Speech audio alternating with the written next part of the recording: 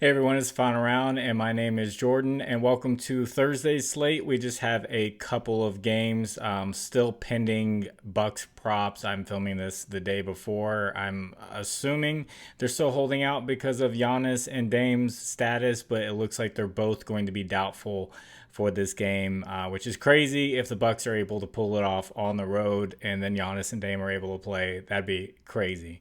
But if you haven't noticed on the screen, this video will be powered by BetUS, and also I'm going to jump right into these picks. You'll see images that come up on the screen. Those will be from a data app called Outlier. There'll be a link in the description for Outlier. That'll give you a 7-day free trial. In this first pick, I'm going to go right back to him because he did well for us last time. It seems like a lot of first quarter props. The guys that I take, I'm very good at predicting guys who are going to get in foul trouble, like Donovan Mitchell did last game. But Tyrese Maxiell did not get in foul trouble, so I like him over 5.5 first quarter points. Obviously, you know, he took off last game. Joel Embiid does not look healthy.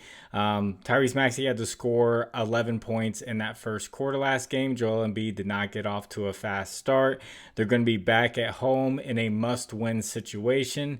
Tyrese Maxiell kind of put the team on his back and he carried them to keep them in this series at the end of that last game. So I can see him coming out hot with the home crowd and hitting this line, which he has hit in every single game versus the Knicks this season, except for game 4, where he had 3 points and that was it. So he averages around 10 minutes in the first quarter, and he does take a bunch of shots. And my reasoning for the last time was that I just can't see him only making 3 points again. So I do like him to go over this 5.5 first quarter points at -125. If you guys could, please like the video, and if you haven't, please subscribe to the channel. If you have a little bit of extra time, could you leave a comment for the algorithm? Anything helps. And this next pick is going to be Nicolas Batum, over 4.5 rebounds at -118. I was pretty surprised to see where this prop was at. And Nicolas Batum, he's been playing well, been rebounding well. He's averaging about 28 minutes a game in this series. His minutes have kind of been up and down, but the average is still getting close to around 30 minutes.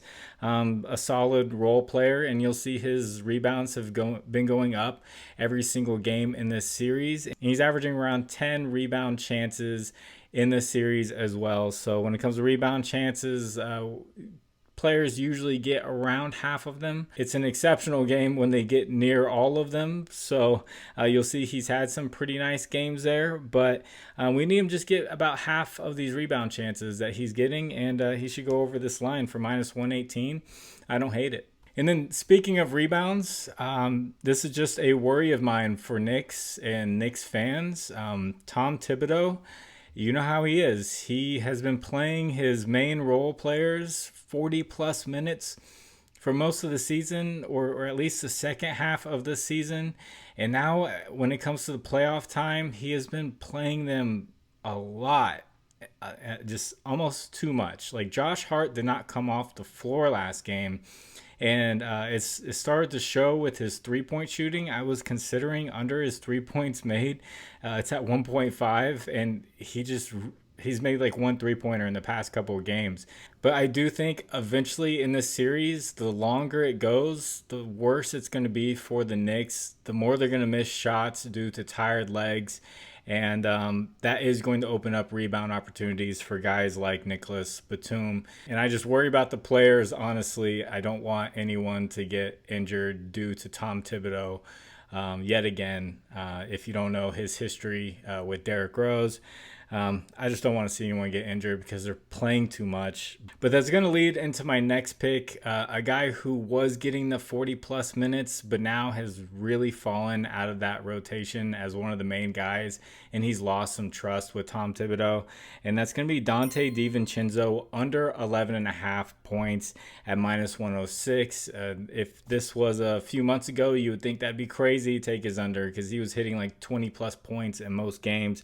But I'm going to put on the screen his last 10 games. You'll see how his minutes dropped off immediately as this series started. And he's been playing around 25 minutes, except for one game.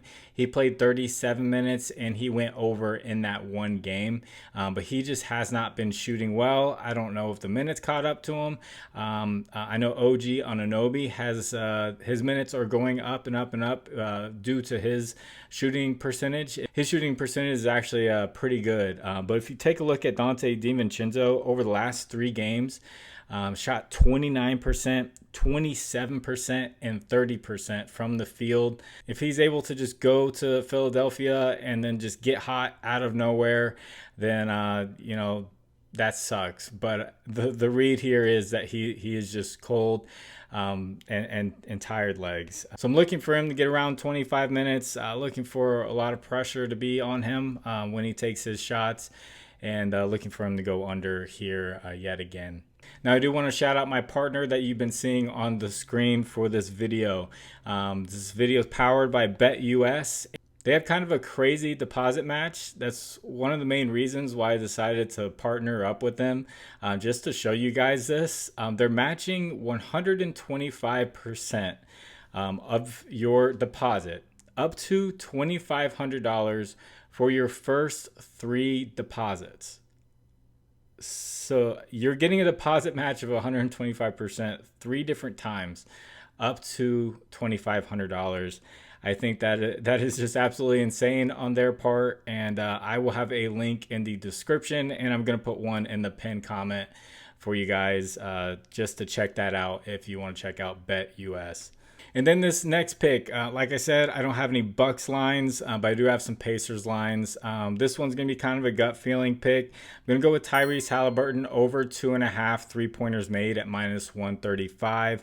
In the past 2 games, he's made 5 3-pointers and 4 3-pointers. I do like his volume that he has taken over the past 3 games. He's gotten much more aggressive when it comes to shooting 3-pointers. He's taken 12, 12, and 10 over the past 3 games. So yes, one of those games he did shoot 1 for 12. Not a very good performance from him. But I did filter on Outlier to see how he has done against the Bucks at home during the season. It's going to show that one game where he made just 1.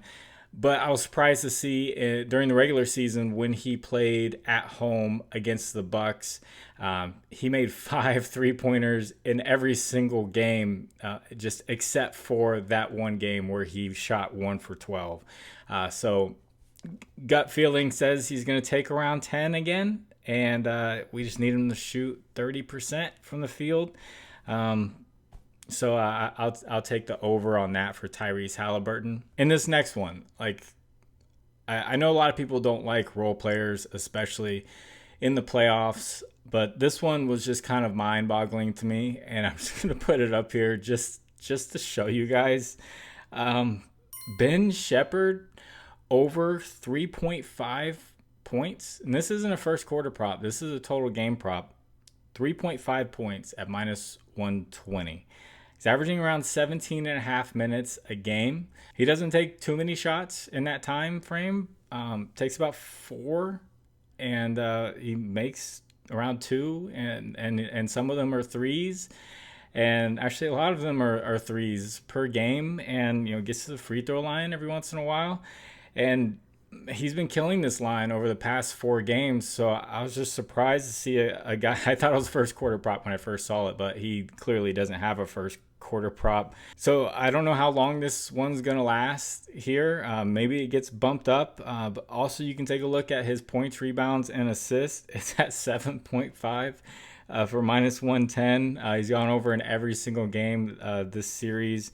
I know this is one of those plays where people are going to be posting in the Discord saying, is this a trap? And I don't know, maybe the books know something we don't. Maybe they know he's only going to play 5 minutes. I don't know, but just the data here just screams like over clearly. You could be very difficult to take an under on 3.5 points in a game for a guy who has been scoring well. So I saw that one, and I'm just like, I'm gonna just throw it out there for you guys, and I hope you can get it, and I hope he hits, because it's just almost too low for someone who's still playing a decent amount of minutes. Like, he's had a couple of games where he's played 20 plus minutes. So yeah, 5th pick's gonna be Ben Shepherd. 3.5 points or 7.5 points, rebounds, and assists. And let me know your thoughts on those role players. Obviously, a guy like Obi Toppin, I saw him. He's been scoring well.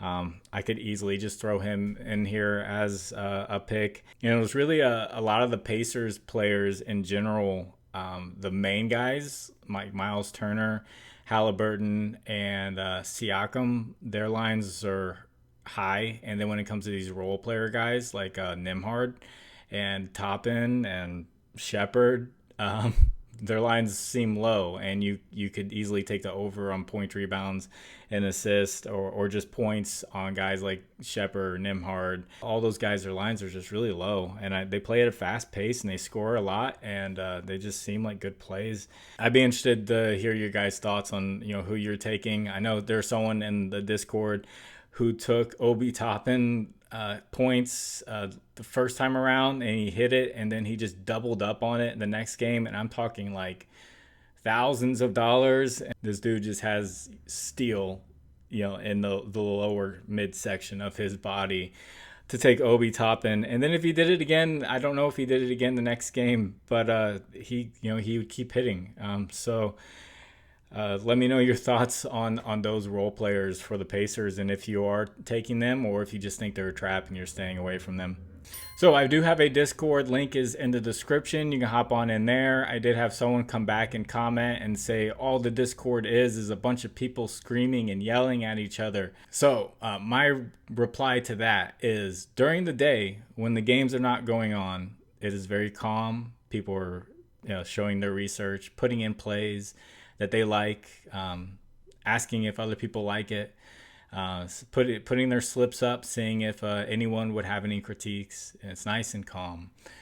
But as soon as that game starts, as soon as the first game starts and the first 2 minutes go by, people already think their play's chalked, and they start cussing and they get upset, and then they'll say they hate a player, and then as soon as the guy goes over, they apologize, and it gets very chaotic when the game starts. So if you join the Discord at nighttime during the games, you will see a lot of chaos, and I think it's fine for people to vent and get excited over their plays. It's just a place where it's a good place to go for that. So during the day when it's nice and calm and you want to discuss plays, there's a lot of conversation going on there. And then if you want to sit down and watch the game and just have people who are like-minded with bets that you most likely have as well, and just sweat it out with them, it's also a great place for that. And then a recap of my last video. Josh Hart over 11.5 rebounds. He did not rebound well this game. I'm telling you, I think he's getting tired. He played the entire game. How do you have a guy play the entire game who is a good rebounder? I looked at his rebound opportunities, and they were less than most other games, which means he wasn't putting himself in a position to fight for rebounds. Maybe he was, it was like a championship fight for him, and he knew he had to go 5 rounds, so he was pacing himself and decided, hey, I'm going to not fight for all these rebounds, or I'm going to be absolutely tired by the end of this thing. And Tom Thibodeau told him that he was going to be playing the entire game. Maybe that's what happened, but he just wasn't trying for most of the rebounds. Donovan Mitchell over first quarter points. He took off in the second quarter because he had foul trouble in the first quarter. This is like the third first quarter prop that I've taken over the past week where the guy gets 2 fouls pretty quickly and doesn't go over. He got 2 baskets really quickly. He got 2 fouls really quickly, and ended up scoring like 11 points in the second quarter. So that one sucked. Jared Allen didn't play. Evan Mobley got the rebounds that Jared Allen would have got, and Evan Mobley went over this line, and Evan Mobley went over his other line. I said in the Discord I like Strus rebounds. He ended up going over his line. Tyrese Maxiell over first quarter points. That hit, obviously. And then I had Josh Hart for like a plus money play. I'm not doing the plus money plays this time because the plus money plays haven't been hitting, and clearly they're tough plays to hit. So just throwing them out there. A lot of people were parlaying them, and when I said don't parlay the plus money plays, just at least a straight bet. But it was a Josh Hart first quarter rebounds at plus 136. And like I said, he wasn't rebounding well. So hope you guys have a good Thursday. And like I mentioned before, powered by BetUS. Go check them out in the pinned comment and the description, the link there. Hope you guys do well. God bless you all. It's Final Round. My name is Jordan. I will catch you on the next one. Bye.